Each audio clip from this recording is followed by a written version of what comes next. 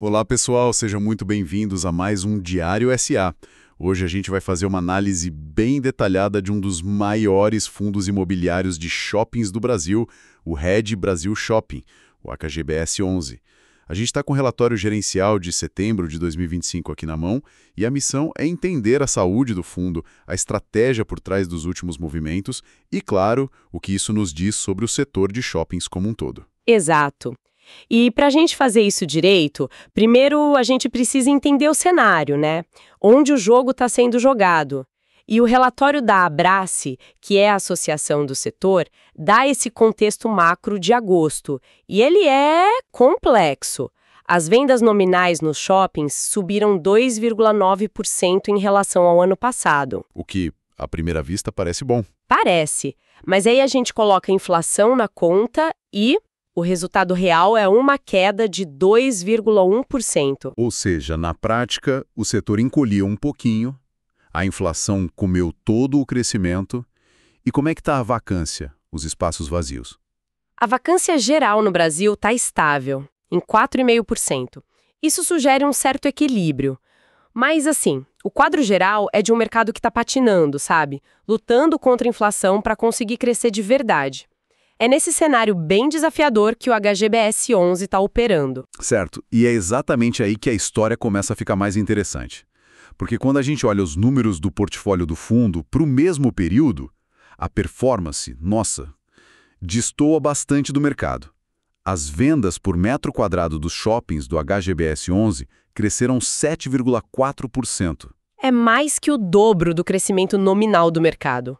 Em termos reais, é um resultado muito, muito sólido. Uma performance notável. E o de 6,2% no ano anterior para 5,1%. Ou seja, eles estão conseguindo ocupar mais os espaços enquanto o mercado geral fica ali parado no mesmo lugar. Mas, sabe, tem um número que me saltou aos olhos no relatório. O NOI por metro quadrado, que é o resultado operacional líquido, basicamente o que sobra no caixa da operação. Ele cresceu só 2,1%.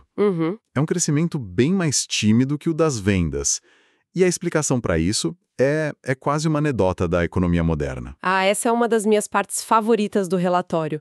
Mostra como o mundo real é conectado de formas assim que a gente nem imagina. Exato. A gestão explica que lá para meados de 2024, a bilheteria dos cinemas bombou. Tiveram uns blockbusters gigantes. Isso, claro, encheu os estacionamentos, aumentou o faturamento com aluguel variável. Certo. Já em 2025, a safra de filmes foi mais fraca. Menos gente no cinema, menos carros no estacionamento e pronto. O nós sentiu o golpe. É fascinante pensar que a agenda de lançamentos de Hollywood pode impactar o dividendo de um FII aqui na Faria Lima. E isso demonstra que o gestor de um shopping hoje não pode mais olhar só para a planilha de aluguel, né? Ele precisa ter uma noção se o próximo filme de super-herói vai ser um sucesso ou um fracasso. É um nível de detalhe que vai muito além do financeiro tradicional. Mas, para ser justa, o relatório também pondera que, apesar desse soluço do mês, o crescimento acumulado do NOI no ano ainda está em 6,5%, o que é bem saudável. Bom ponto. Mas esse dado do cinema é só um aperitivo para a grande movimentação estratégica do mês. A venda de uma fatia de 10% do Shopping Jardim Sul, lá em São Paulo, por 63 milhões de reais. Sim, essa foi a grande jogada. E os números da transação são muito reveladores, sabe?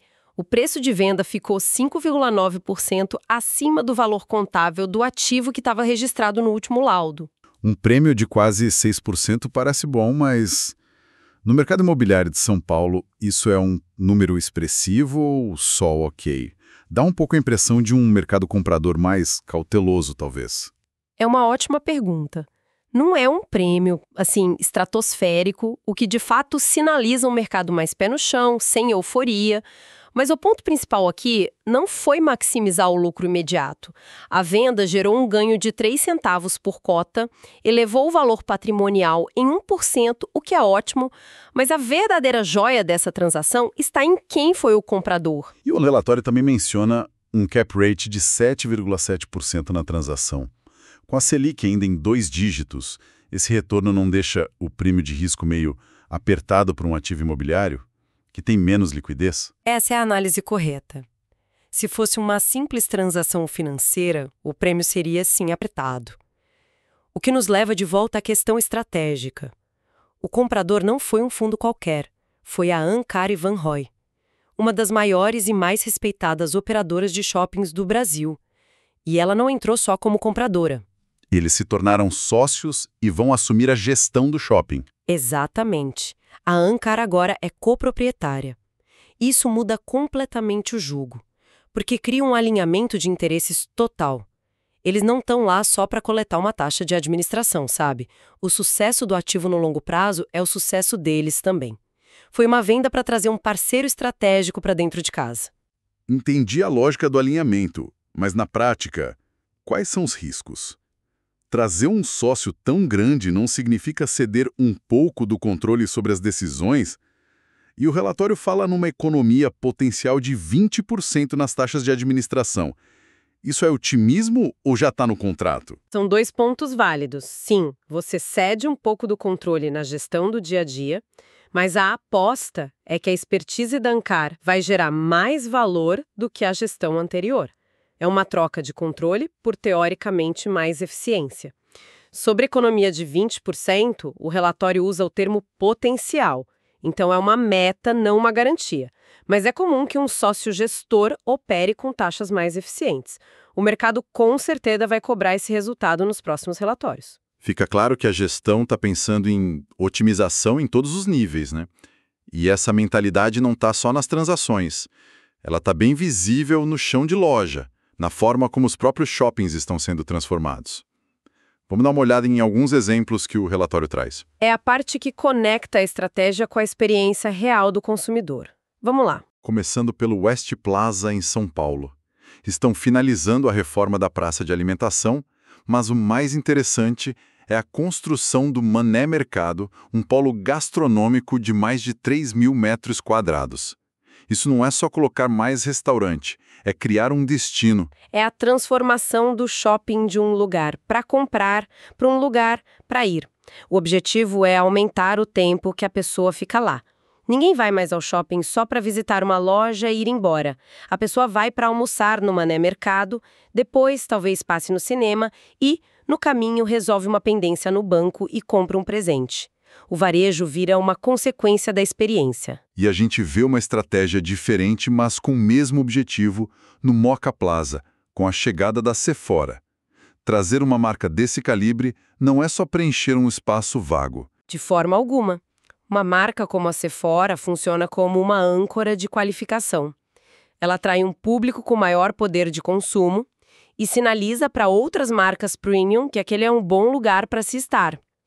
É o primeiro passo para reposicionar todo o mix de lojas do shopping, elevando o ticket médio geral. A gestão não está só alugando metro quadrado, está fazendo uma curadoria do ecossistema. E a estratégia se adapta, né? Em Palmas, no Tocantins, o Shopping Capim Dourado comemorou 15 anos com um show do grupo Menos é Mais que atraiu 8.000 pessoas. O shopping virou, literalmente, uma arena de entretenimento. Isso mostra o shopping assumindo o papel de principal polo de lazer da cidade.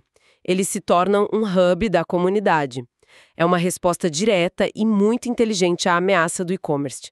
Você pode comprar qualquer coisa online, mas não replica a experiência de um show ao vivo com milhares de pessoas. E tá para fechar, em Diadema, o Praça da Moça anunciou uma futura unidade da Smart Fit com mais de 1.200 metros quadrados.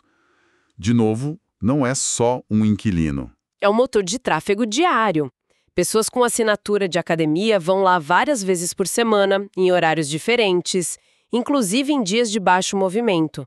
Esse fluxo constante beneficia todas as outras lojas, do café à farmácia. É uma âncora de serviço que garante visitação recorrente. Então, a tese que emerge desses exemplos é clara. A sobrevivência e o sucesso do shopping moderno dependem da sua capacidade de se transformar num destino multifacetado, com ênfase em gastronomia, serviços e entretenimento. Perfeitamente colocado. É uma corrida para se tornar indispensável na vida das pessoas por motivos que vão muito além da simples compra de um produto. Certo, a estratégia é robusta, mas no fim do dia, o que importa para o cotista é o retorno. Como é que essa visão toda tem se produzido em rentabilidade? O histórico é a prova mais contundente. O relatório mostra que, desde o início, lá em 2006, A rentabilidade acumulada do fundo foi de 861%. No mesmo período, o CDI, que é a nossa referência de renda fixa, rendeu 494%. É uma diferença brutal no longo prazo. E num horizonte mais recente, nos últimos 12 meses. Nos últimos 12 meses, o retorno total bruto do HGBS 11 foi de 17,5%. Isso supera os 15,2% do IFIX, que é o índice de referência para os fundos imobiliários.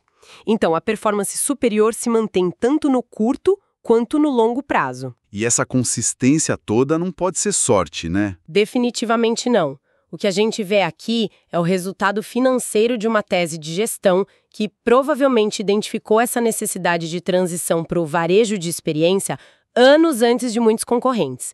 Eles começaram a reformar e reposicionar os ativos, enquanto outros ainda estavam focados só em alugar espaços. Agora estão colhendo os frutos.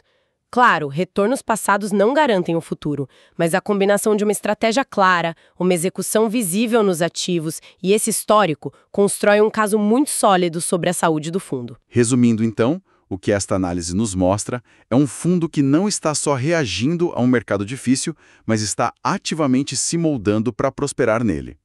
A fórmula parece ser uma gestão que vai além do operacional e foca na transformação estratégica de cada ativo, seja com parcerias inteligentes, como a da Ancar, seja pela reinvenção dos próprios shoppings. Exato. E isso me leva a uma provocação final, algo para a gente pensar. O relatório está cheio daquelas métricas que a gente conhece bem. Vendas por metro quadrado, vacância, NOI, são os indicadores clássicos do sucesso de um imóvel comercial. Mas a narrativa por baixo desses números sugere que talvez eles já não contem mais a história toda. Precisamente. Se os shoppings estão se tornando centros de entretenimento, polos gastronômicos, hubs de serviço, a pergunta fundamental para o futuro é: como a gente vai medir o sucesso deles daqui a 5 a 10 anos? Será que as vendas por metro quadrado ainda serão a métrica principal? Ou a gente vai precisar de novos indicadores? Talvez ligados ao tempo de permanência do cliente, ao engajamento nas redes sociais do shopping. A própria definição de performance de um shopping pode estar prestes a mudar. Uma excelente reflexão. Fica o desafio de acompanhar como a gestão vai começar a reportar ou não essas novas métricas no futuro. Sem dúvida, os próximos passos para a gente observar serão os resultados da parceria no Jardim Sul e a maturação desses projetos de revitalização como o Mané Mercado. Uma análise fascinante, como sempre. E para quem nos ouve, se você gostou dessa análise, não se esqueça de clicar em seguir para não perder os próximos episódios. Episódio criado por Clayton, o criador do Diário SA. Até a próxima!